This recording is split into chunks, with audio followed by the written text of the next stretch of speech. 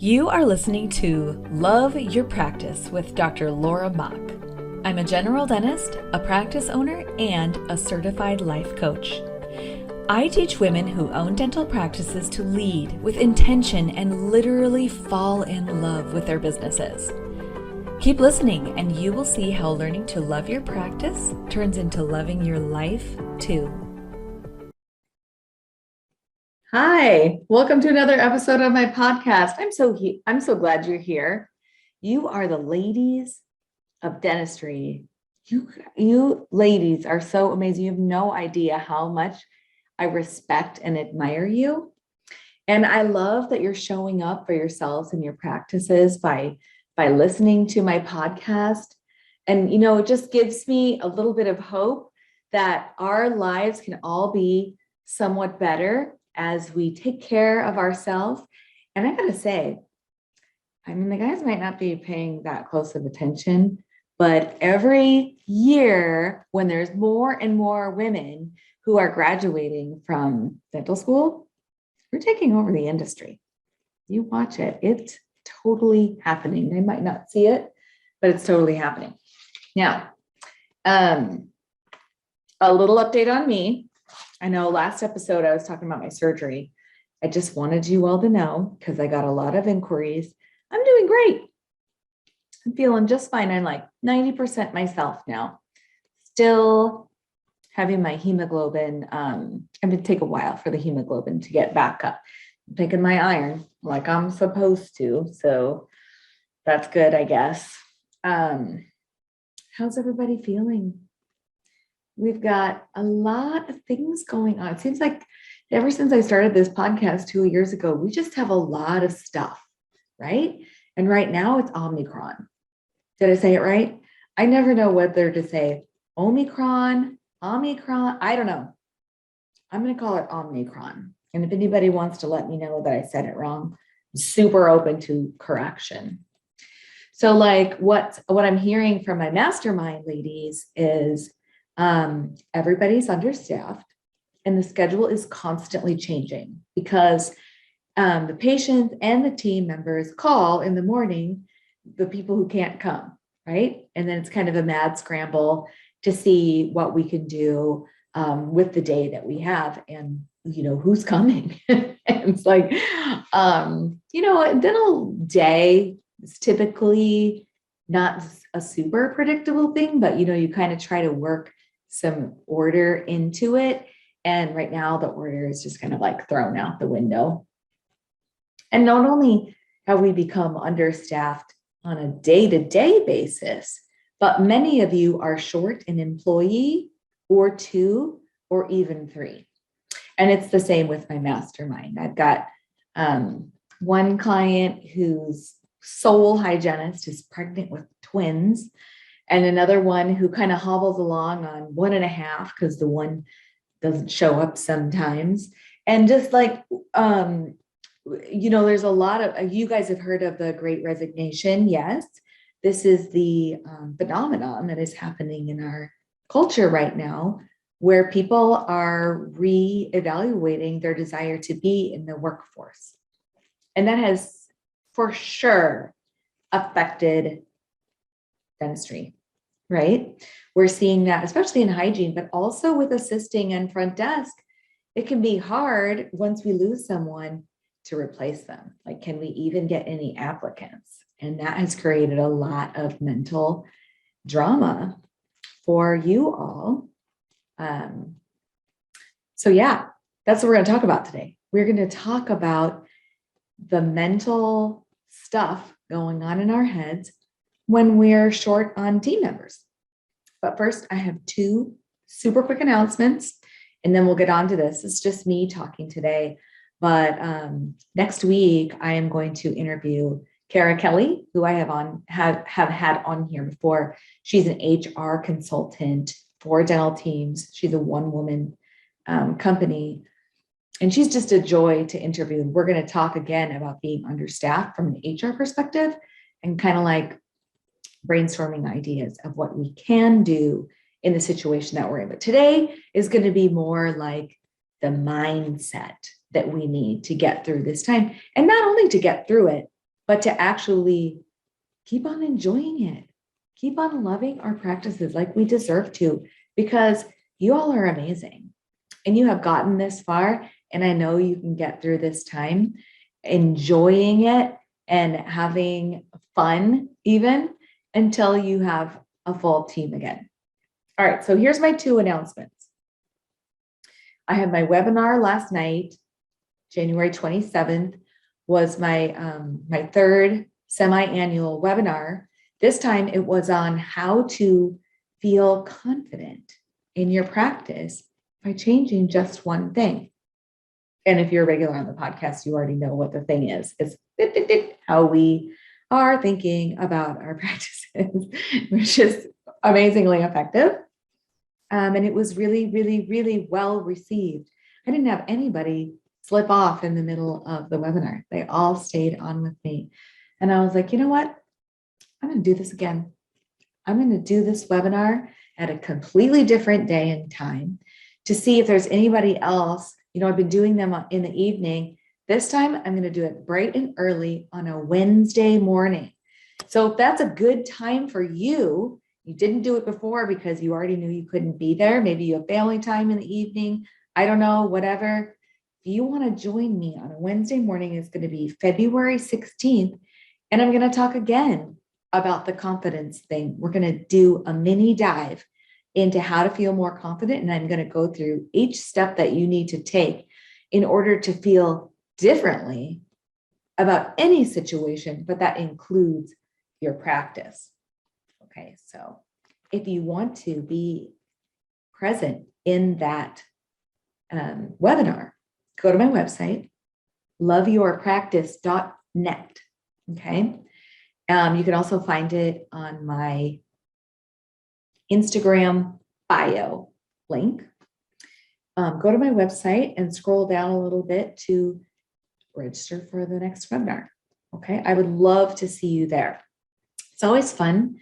I think the live participants have a lot more fun than the people who watch it later, because I make my webinars kind of fun, you know, like it's interactive and we share information and stuff like that. So I won't put you on the spot though, I promise. No putting up on the spot of any amazing ladies in my webinar. So then the other thing is that sometimes I reference my mastermind. I am going to be enrolling new students in the mastermind, and I changed it up a little bit. Now I'm going to do 1 6-month program where I take everything that I've been teaching for the past 3 years, and I'm going to cherry pick and condense all the best stuff that makes your lives better. The stuff that helps you enjoy yourself more, the stuff that helps you make more money, the stuff that helps you create more free time in your lives, feel more love and less stress. And we're going to be doing that starting in March. So if that sounds interesting to you, then again, first of all, come to the webinar or watch the replay. There's already a replay available. And then if you're like, yes, this mastermind is definitely for me, sign me up. I want to feel better and I want to enjoy myself. Again, go to my website and it's the top link right now. Enroll in the mastermind, and we will be changing some lives in there in 6 months. Things will be majorly transformed as long as you participate. Because if you don't show up, then I can't help you transform it, right? One more thing. I've had my group practice now for a year, and I just decided when I get to 18 months, so that'll be the very next time I enroll new ladies again, fees going up, because it's just a ridiculously good value. And I've been doing it long enough now. So this is the last time that it is going to be this affordable. And when I say this affordable, oh, I mean, you're going to make so much more than the tuition that you pay for it. So that's enough tooting of my own horn. We're going to get on to making your life better. Okay. So in the mastermind, we had a coaching session, a couple of them actually, where we talked about the concept of being understaffed. Okay. And the first thing that we did is we just explored all of the different emotions that we've been feeling. as we've been understaffed, whether it's because of COVID or someone got laid off, or maybe we even had to let somebody go and we haven't been able to find a replacement. This is a nice list of the emotions that I got from these ladies: panic, nervous, worried, tired, and that's mentally tired. Because physically tired, I would not call an emotion. That's just your body has been working all day. But mentally tired, like, I don't want to do this anymore. You ever get to the point at the end of the day where you're doing your last exam and you're like, I don't even want to look at a single more tooth. Can I just run away now? That's what I would call mentally tired. Resentful, deflated, overwhelmed, and helpless. That is a tough emotion. All those are tough. And since you have been listening to my podcast, you know that these emotions that we feel in our practice or about our practice, these emotions affect how we act as leaders and humans. So if we are feeling these, then it's going to prevent us from acting the way we want to, since that's what emotions do. They tell us how to act. It's just biology. It's just like the laws of nature or gravity. If you feel a certain emotion, you're going to act in accordance with the emotion. So we put together a couple of models. And we started with the feeling of overwhelmed. So if you're feeling overwhelmed, what is that feeling coming from? A beginner student might say, well, I'm feeling overwhelmed because I'm understaffed. Okay. But someone who's been with me for a while will see me smile at them a little bit and go, you might be understaffed, but that's not why you're feeling overwhelmed, because our emotions come from what we are thinking in our minds about the situation that we're in. And so when we make a model, we're increasing our awareness of where our feelings are coming from and what they're creating, right? So we came up with a thought that was kind of a hybrid of what a lot of ladies were thinking. And this is the thought that was creating the overwhelmed feeling. And the thought is, my team might get disgruntled and leave.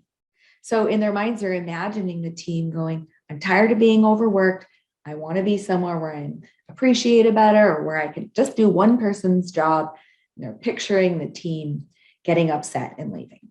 And that makes the ladies feel overwhelmed. But here's the thing, and this is something that I teach regularly: a thought, any thought that's going through our minds, is not an authority. It's not proof or true with a capital T. It's basically just our brain interpreting what's happening. Sometimes the brain might be more right. Sometimes the brain might be less right, but it's optional whether it's correct or not. And in that way, we can recognize that if we want to change how we're feeling, we need to see what's a thought versus what the facts of the situation are, or what Brooke Castillo calls the circumstance. Brooke Castillo is my coaching guru. She's the one who taught me how to be a life coach. And that was through the Life Coach School. And Brooke Castillo has a podcast too that a lot of my clients listen to.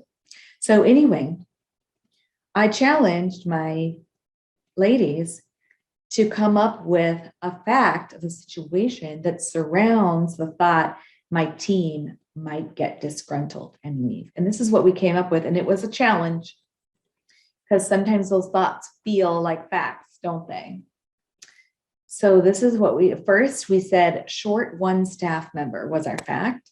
And I was like, well, I don't know if that's 100% neutral. What if we said, today I have 5 employees?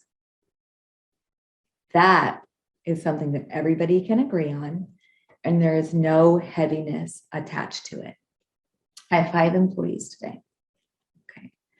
When I look at that fact of the situation, and if I am wanting to feel differently about that fact, since I named it so neutrally, it helps my brain think, okay, I could look at this a number of different ways if I choose to, but I'm not quite ready to do that. What I want to do is finish out this model by exploring how I act when I feel overwhelmed.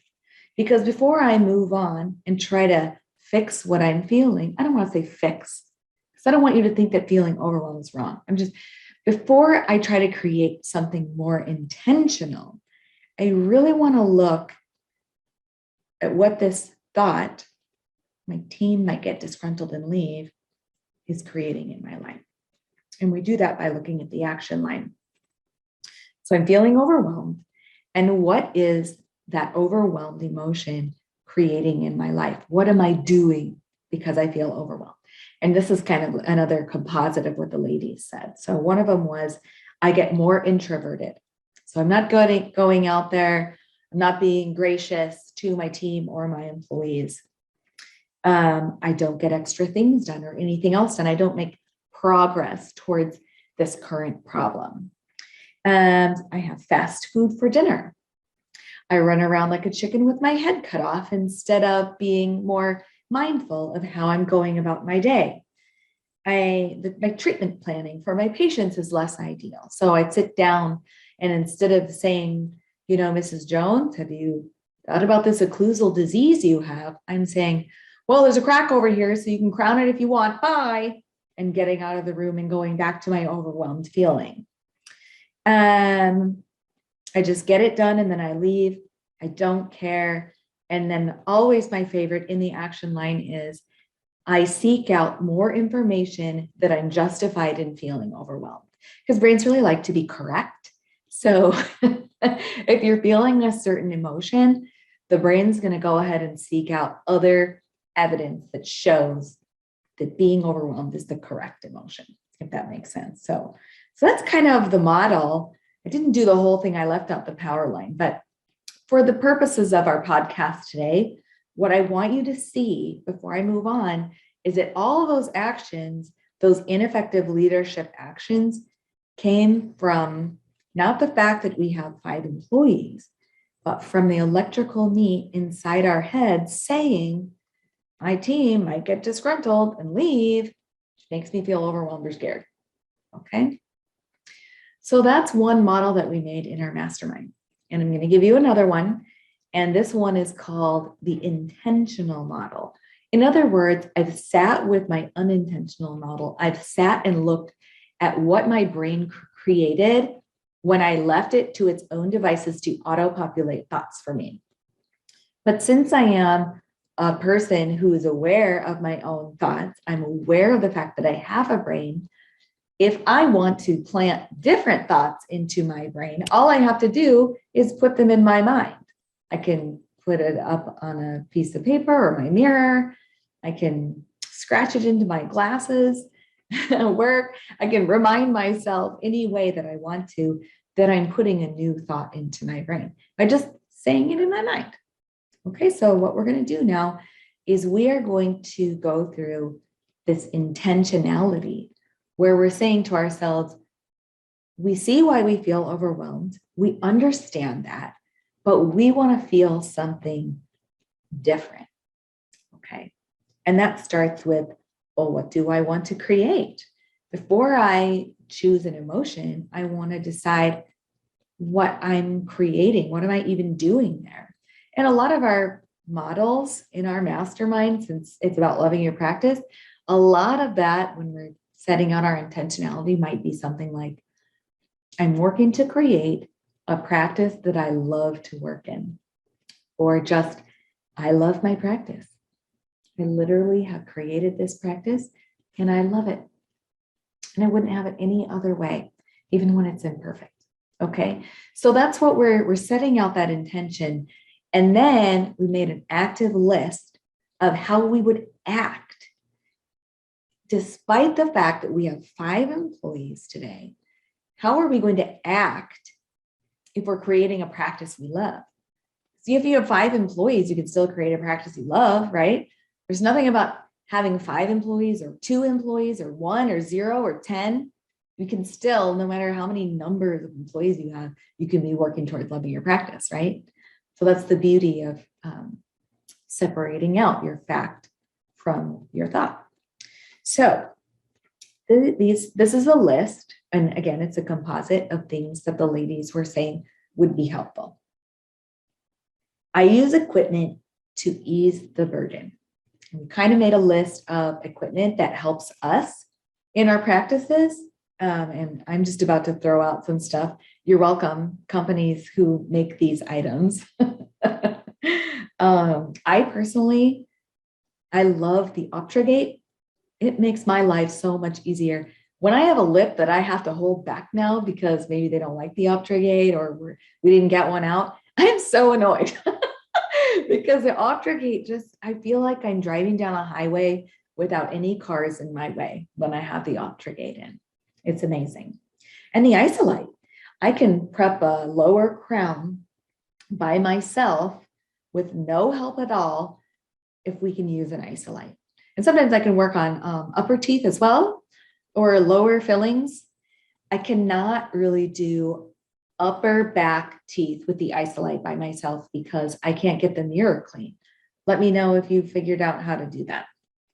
Another one that a couple of my clients have discovered is the EMS airflow, which is a way of removing plaque and stain, and also it kind of makes the tartar easier to flick off, which is why we started talking about it in the mastermind. This is a piece of equipment that John Coyce taught me about at the Coyce Center. And so for those dentists who have to do the hygienist job because they don't have any hygiene for the day or the month or whatever, in most states, the assistant can use the airflow to prep everything, get it all ready. And then when the dentist comes in and does the piezo that's connected to the EMS airflow, the removal of the tartar is super quick on most patients.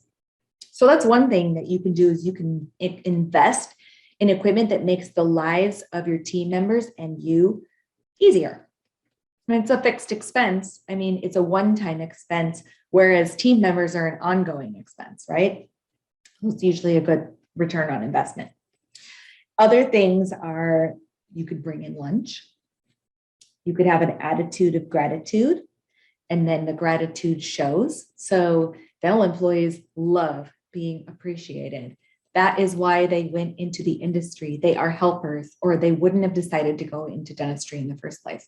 So the more you show appreciation, the more you really are grateful for them, the more their job satisfaction goes up, even if somebody's missing. And then, I can't read my handwriting. Oh, later, this is something that I learned from the Blatchfords when I went through their program. You can look at the task analysis, which is basically when you have everybody write down everything that they do in a practice. Look at the task analysis and see where you can cross-train.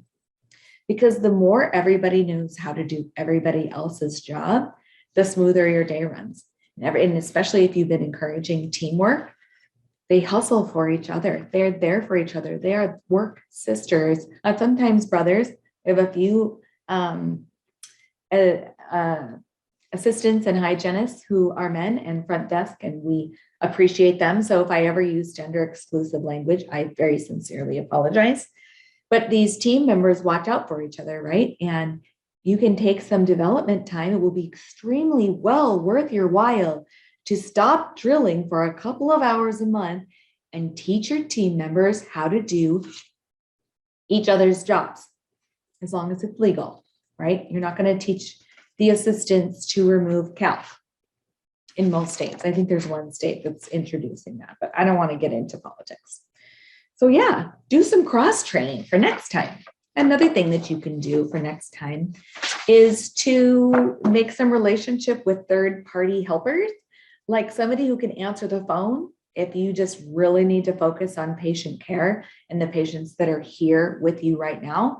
There are literally companies who will answer your phone for you, and you train them how to do it, and the patient doesn't know they're not talking to someone who is in the office. You got to train them really well to do that, though. Here's some more.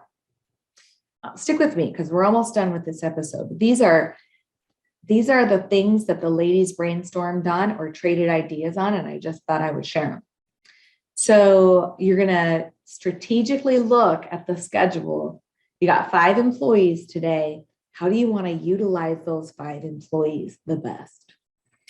And so I would suggest if you have someone who is particularly difficult, you might decide to see them on a day when you are fully staffed. Especially if this is short notice, you want to put that off. Now, I'm not saying don't put them off if they're in pain or if they have an emergency, but if we're just doing a modo on somebody who can't open more than 5 millimeters or whatever, let's do that on a day when your prize helper is there, okay? And then communicating with the team. So when we end up, maybe it's a snow day or someone has COVID or whatever, I'm talking to the team. I'm saying, what do you think? What are we capable of? What should we put off? And how are you feeling? They love it when you ask them that. They are there to make you happy. They love it when you are grateful for them. So acknowledge them. Look at the schedule with them. Move what you need to. And, when you are calling patients, so I had this old belief, patients would be mad at me if I asked them to change their appointment. But you know what? That was not a helpful belief. And patients want to be taken care of in the best way. So if they're in a schedule in a place where they're going to sit for 45 minutes while they wait for you, I personally would appreciate getting my appointment moved if I were a patient, right? It's COVID right now. So people understand it is seriously the great equalizer. So Mrs. Jones, thank you so much for being our patient. And we have had a change in our availability today because of COVID. So what we want to do is find a great time for you to come back on a different day.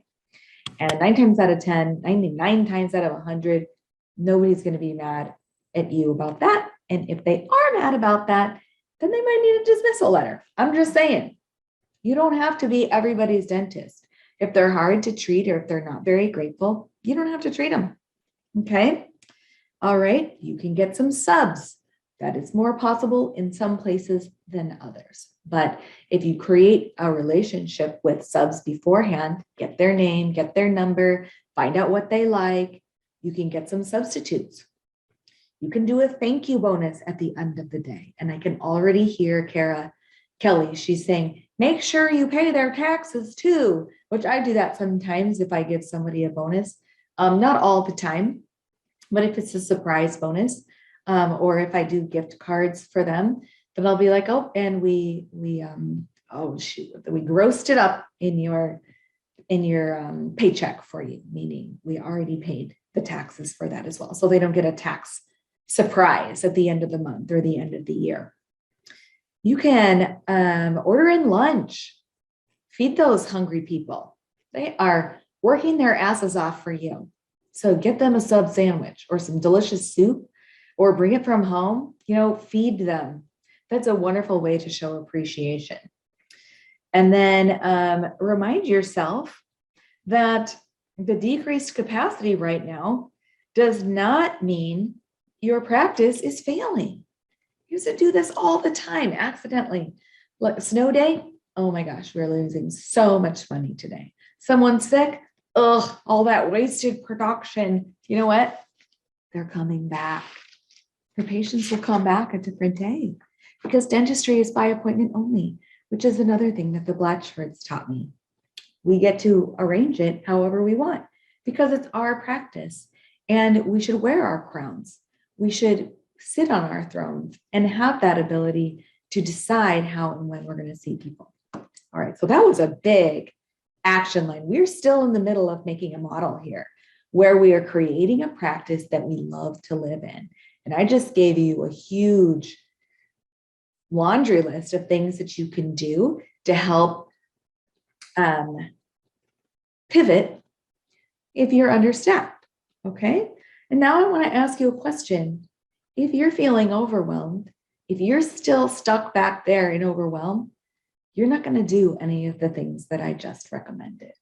Because what I said is you are required to be calm or proactive or confident.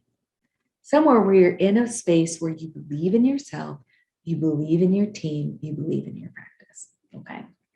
And my ladies chose that they want to feel content. That's the emotion that they chose.